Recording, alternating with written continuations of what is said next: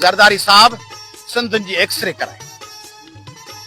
आसिफ अली ज़रदारी साहब सिंधुनि जी x ray कराए, x ray कढाए कराए। हीअं ॾिस, उन एक्सरे में जेके फिफड़ आहिनि उते बाहि पई भरे, जिते जेरा जिगर ऐं बुखियूं आहिनि उते एहतजाज आहे, उते कावड़ आहे, उते गुस्सो आहे, उते बेचैनी आहे, उते मुक़ाबलो आहे। हींअर सिंधुनि जे एक्सरे में तोखे बेवसी नज़र कोन ईंदी।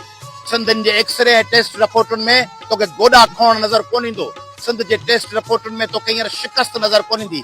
सिंधुनि जे एक्सरे में हींअर मुक़ाबलो पियो नज़र अचे, जंग पई नज़र। हथे खाली आहिनि, झंडे मां लठ कढी उन सां मुक़ाबलो कंदा।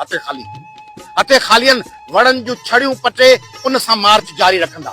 सिंधी हथियारनि वारा कोन्हनि, सिंधी मिलिटेंट कोन्हनि, सिंधी हथे खाली 7 करोड़ सिंधी बीठा त बि चुरी कोन सघंदव।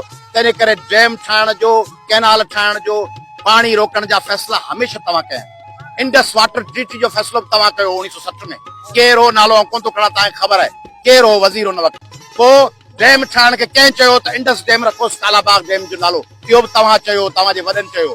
हाणे 8 जुलाई 2024 ते कैनालनि जी मंज़ूरी बि ज़रदारी साहब तव्हां ॾिनी। उहा मंज़ूरी ॾेई हाणे वरी सिंधनि जे विच में अची चओ था त सिंधनि सां ज़ुल्म आहे, मेरे नाल ज़ोरी थी गई, मैं कुझु आ गए। वधि चरिया आहियो, पागल आहियो, तव्हां खां सही कीअं कराए विया? तव्हां सिंध ॾे पाणी बंदि करण जो सौदो कयो कीअं? तंहिंजे करे ज़रदारी साहब हलियो अच, इक़्तिदार छॾ, बिलावल साहब इक़्तिदार छॾ, मुराद अली शाह साहब इक़्तिदार छॾ, शहबाज शरीफ खे फोन छा करणो आहे? हे नंबर मिलाइणो आहे। तव्हां वटि नंबर आहे व्हाट्सएप ते, ज़रदारी साहब, बिलावल साहब, हे व्हाट्सएप ते मिलाए नंबर। टिक टिक टिक टिक टिक टिक। हेलो मियां शहबाज शरीफ साहब, आपने कैनाल बनाने का फैसला किया है, पीपुल्स पार्टी हुकूमत की सफे छोड़ रही है, हम अपोजिशन बेंचों पे बैठ रहे हैं, हुकूमत किरी वेंदी। इनमें अरबी फारसी कहिड़ी आहे?